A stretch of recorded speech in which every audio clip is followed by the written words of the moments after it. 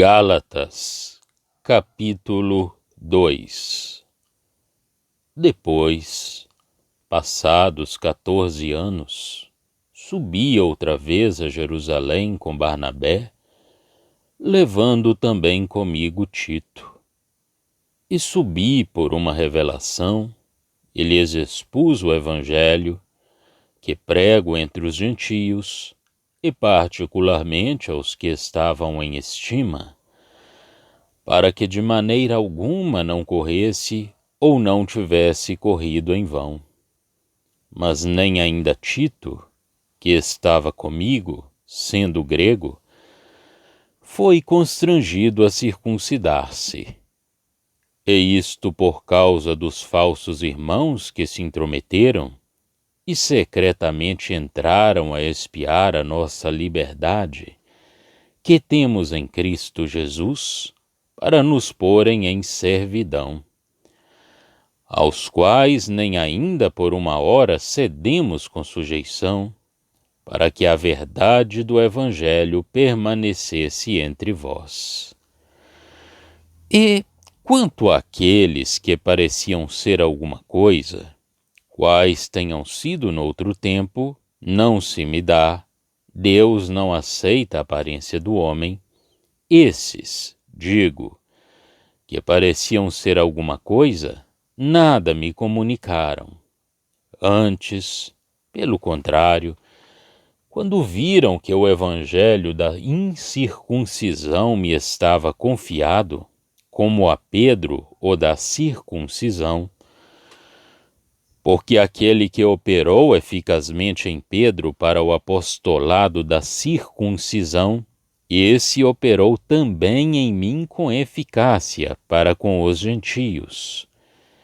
E conhecendo Tiago, Cefas e João, que eram considerados como as colunas, a graça que me havia sido dada, deram-nos as destras, em comunhão comigo e com Barnabé, para que nós fôssemos aos gentios e eles à circuncisão, recomendando-nos somente que nos lembrássemos dos pobres, o que também procurei fazer com diligência. E chegando Pedro a Antioquia, resisti-lhe na carne, porque era repreensível. Porque, antes que alguns tivessem chegado da parte de Tiago, comia com os gentios, mas depois que chegaram, foi-se retirando e apartou-se deles, temendo os que eram da circuncisão. E os outros judeus também dissimulavam com ele, de maneira que até Barnabé se deixou levar pela sua dissimulação. Mas, quando vi que não andavam bem e direitamente conforme a verdade do Evangelho, disse a Pedro na presença de todos: Se tu, sendo judeu, vives como os gentios e não como judeu, por que obrigas os gentios a viverem como judeus? Nós somos judeus por natureza, e não pecadores dentre os gentios, sabendo que o homem não é justificado pelas obras da lei, mas pela fé em Jesus Cristo. Temos também crido em Jesus Cristo, para sermos justificados pela fé em Cristo, e não pelas obras da lei. Porquanto pelas obras da lei nenhuma carne será justificada. Pois se nós, que procuramos ser justificados em Cristo, nós mesmos também somos achados pecadores, é porventura Cristo ministro do pecado? De maneira nenhuma, porque, se torno a edificar aquilo que destruí, constituo-me a mim mesmo transgressor.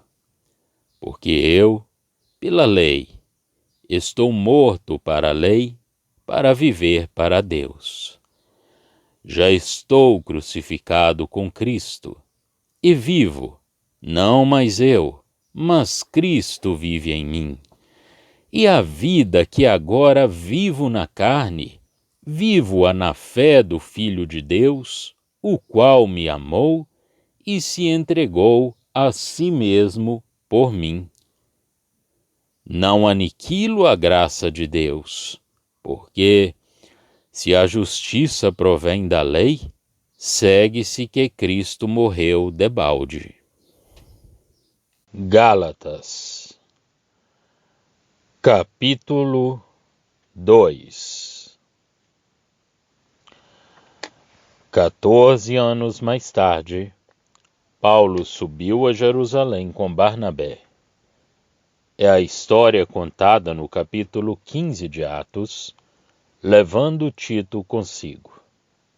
Mas Tito, por muito gentil que fosse, não tinha sido circuncidado, prova evidente da liberdade em que o apóstolo se mantinha publicamente.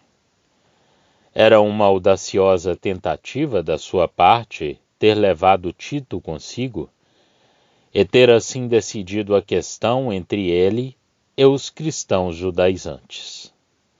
Tinha subido a Jerusalém por causa dos falsos irmãos, que queriam espiar a liberdade em que o apóstolo, que dela gozava pelo Espírito, introduzia os crentes, e subira ali em virtude de uma revelação. Versos 2 a 4.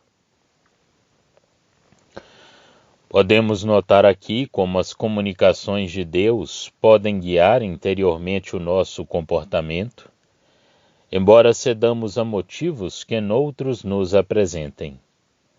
No capítulo 15 de Atos, encontramos a história da parte exterior. Aqui, encontramos aquilo que dirigiu o coração do apóstolo.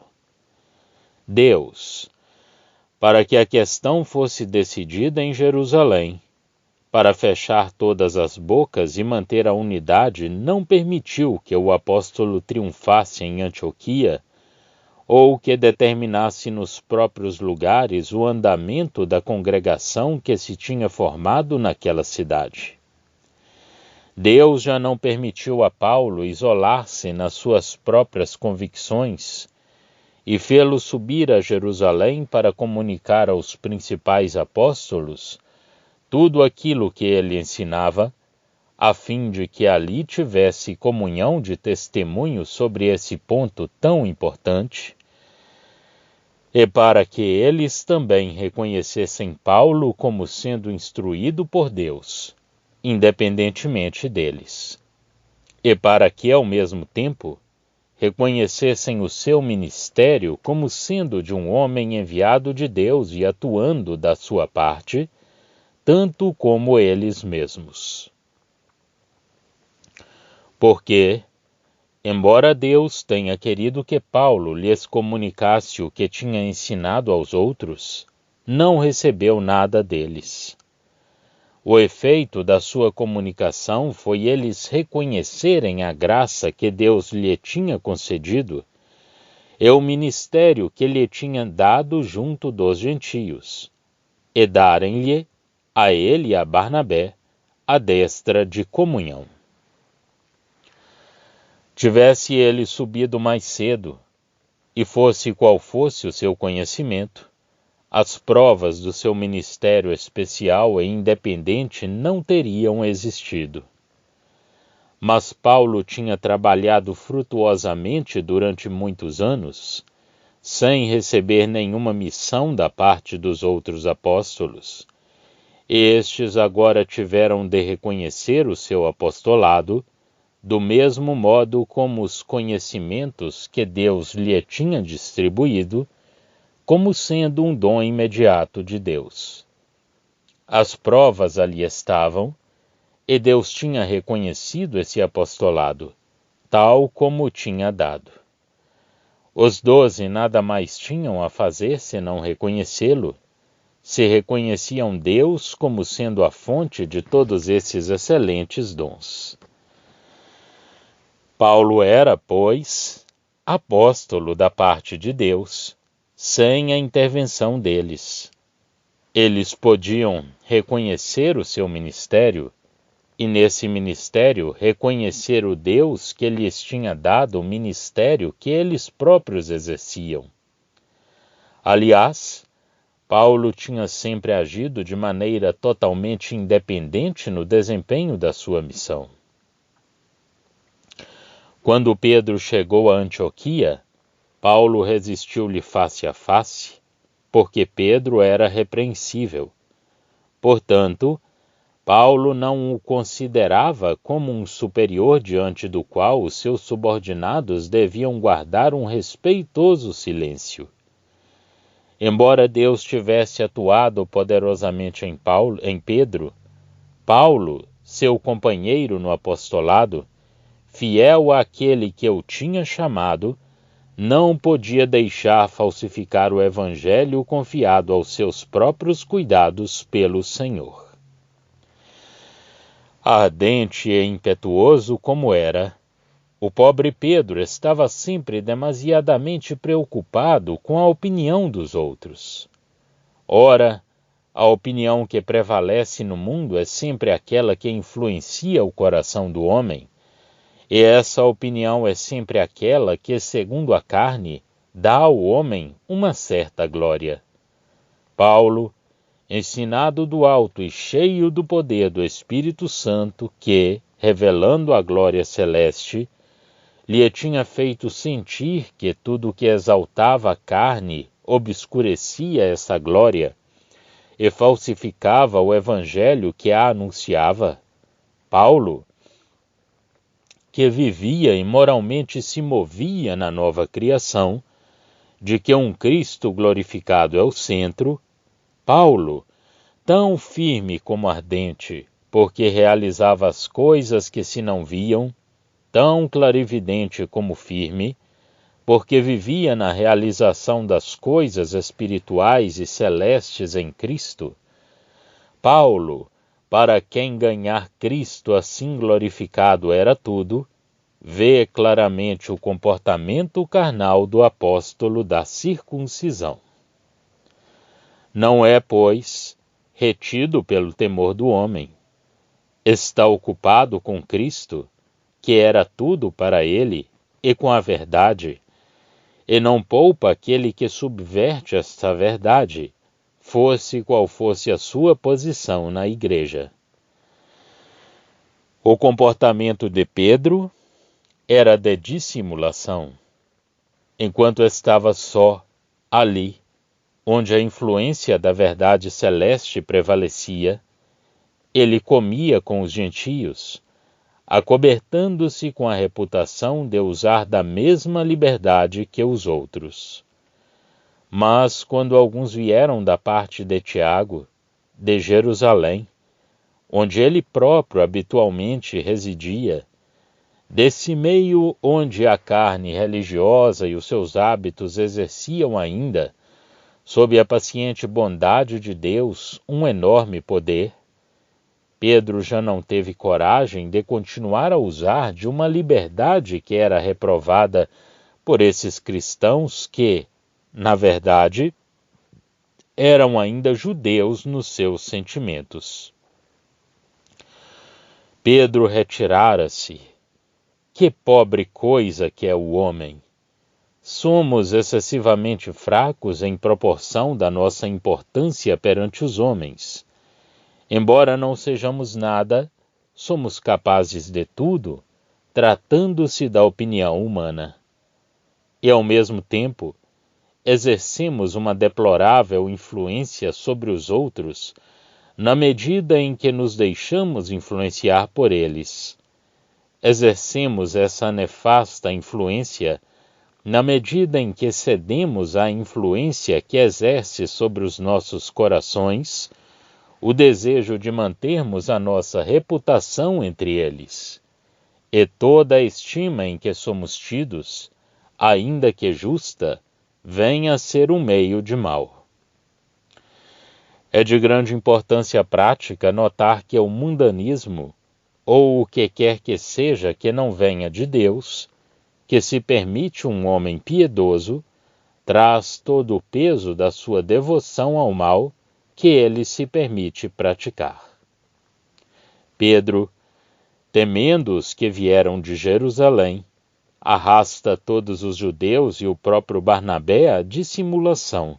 Versos 11 a 13. Paulo, cheio de energia e fiel pela graça, fica sozinho de pé e repreende Pedro diante de todos, por forçar os gentios a viverem como judeus, para gozarem da plena comunhão cristã, quando ele, judeu, se tinha sentido livre de viver com os gentios. Eles próprios, judeus por natureza, e não pobres pecadores de entre os gentios, tinham abandonado a lei como efeito de assegurarem do favor de Deus e de refugiarem em Cristo. Ora, se procuravam reconstruir o edifício das obrigações legais para adquirirem a justiça, por que o tinham então eles derrubado? Se reconstruíssemos o que tínhamos previamente destruído, demonstrávamos-nos transgressores ao derrubá-lo. Pior do que isso, visto ser para vir a Cristo, para substituírem a eficácia que tinham antes suposto exigir na lei, como meio de justificação, que tinham renunciado a procurar a justiça pela lei. Faziam de Cristo um ministro do pecado. A sua doutrina tê-los-ia tornado transgressores. Com efeito, reconstruindo o edifício da lei, demonstravam que não deviam tê-lo derrubado. E fora Cristo quem os levara a proceder assim. A que consequências conduzia a fraqueza que, para agradar aos homens, voltava àquilo em que a carne encontrava o seu prazer. Quão pouco Pedro pensava nessas consequências, e quão pouco muitos cristãos duvidam do verdadeiro alcance dos seus princípios legais. Apoiarmo-nos nas ordenanças é apoiarmo-nos na carne. No céu não há ordenanças. Quando Cristo, que ali se encontra, é tudo para nós, não podemos apoiar-nos sobre ordenanças. É indubitável que Cristo estabeleceu ordenanças, mas, por um lado, para distinguir do mundo os seus. Por isso eles já não são do mundo, estando mortos com ele para o mundo.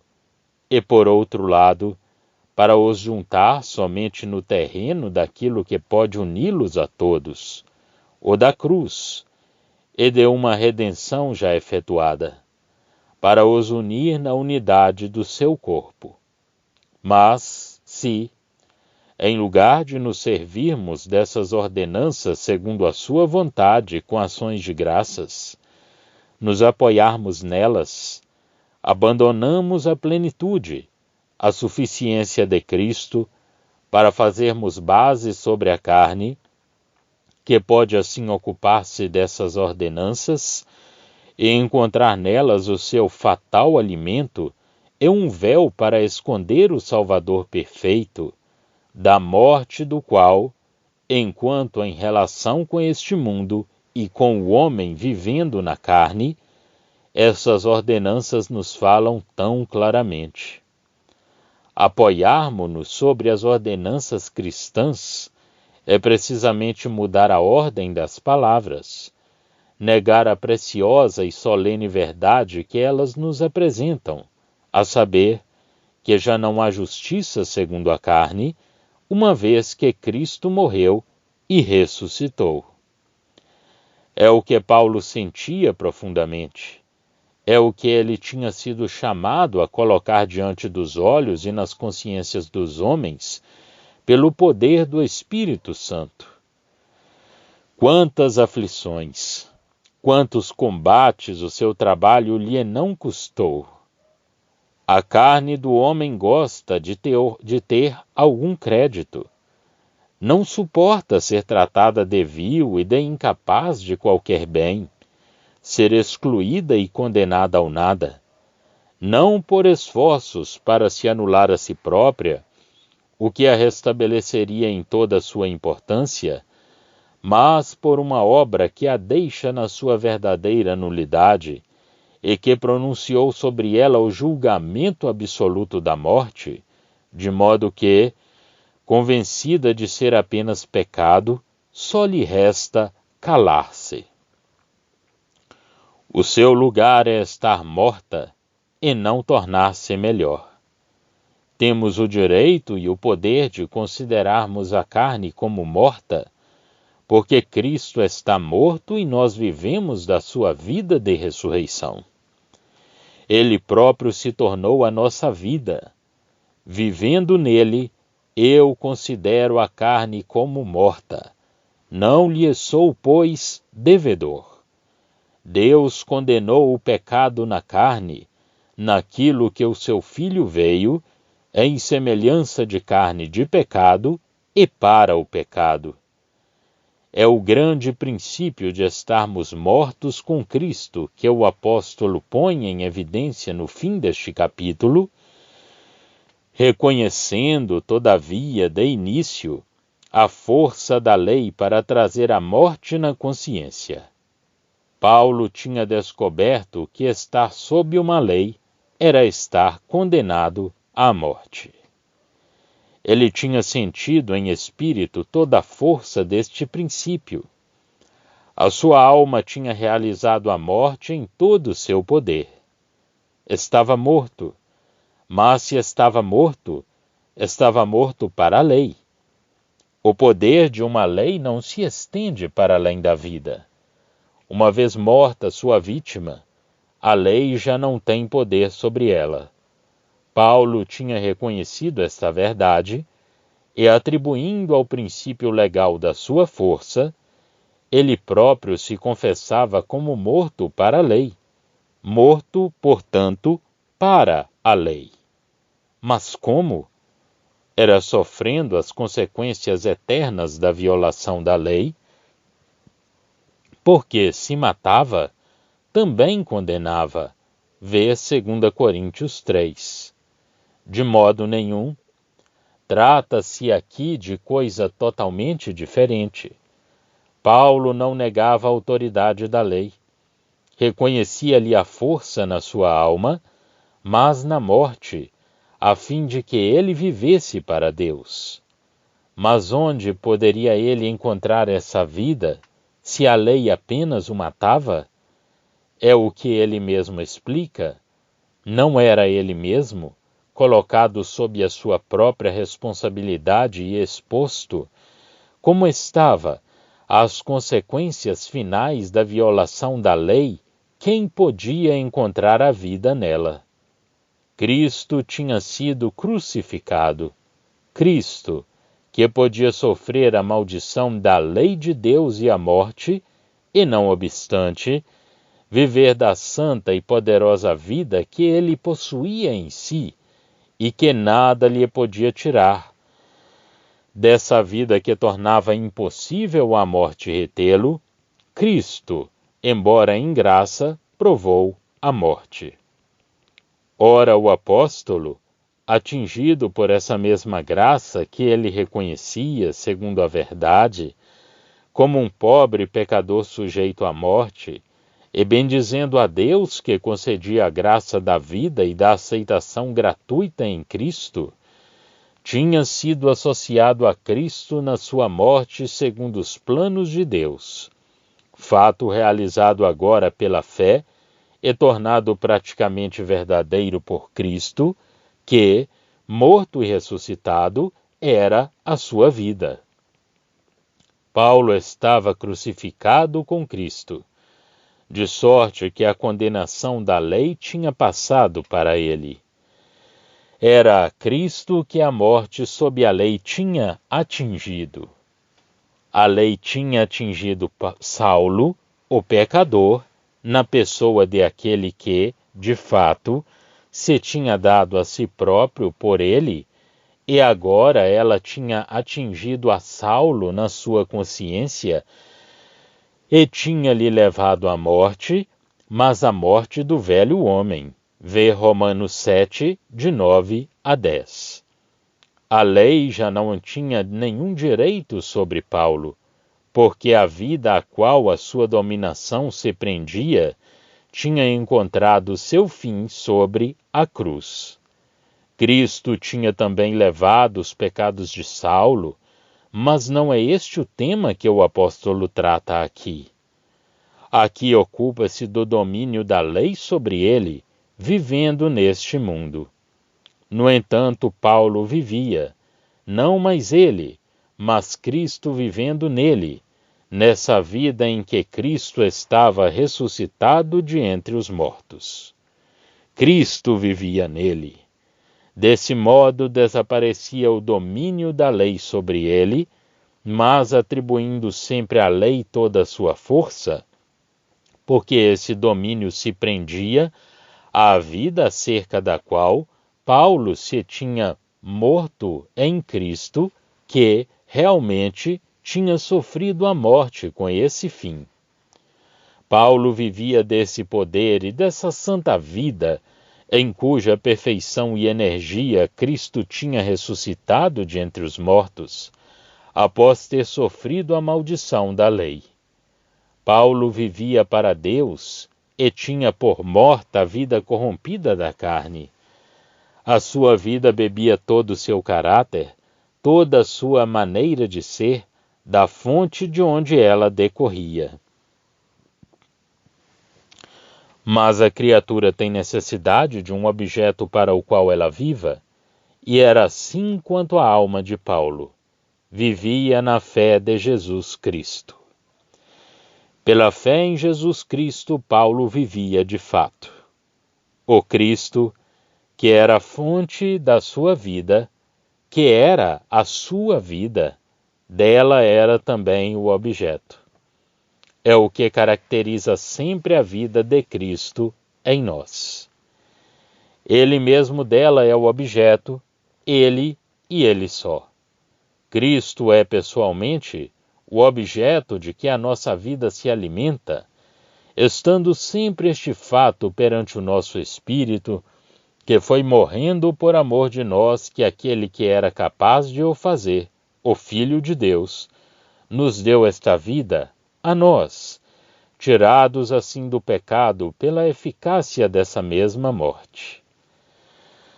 Aos nossos olhos, ele está inteiramente revestido do amor que nos revelou na sua morte. Vivemos, pela fé, no Filho de Deus que nos amou e se deu por nós. E eis aqui a vida pessoal, a fé individual que nos liga a Cristo e que nos torna precioso como objeto da fé íntima da nossa alma. Deste modo não aniquilamos a graça de Deus, porque, se a justiça se estabelecesse sobre um princípio de lei, Cristo teria morrido em vão. Seria observando nós próprios a lei que adquiriríamos a justiça, cada qual na sua própria pessoa.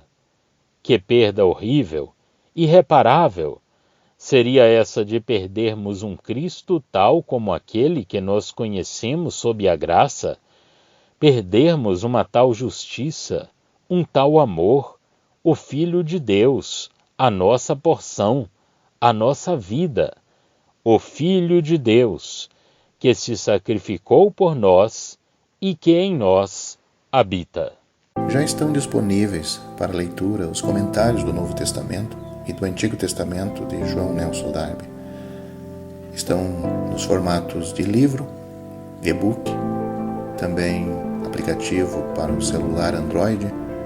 Visite o nosso site www.palavrasdoevangelho.com.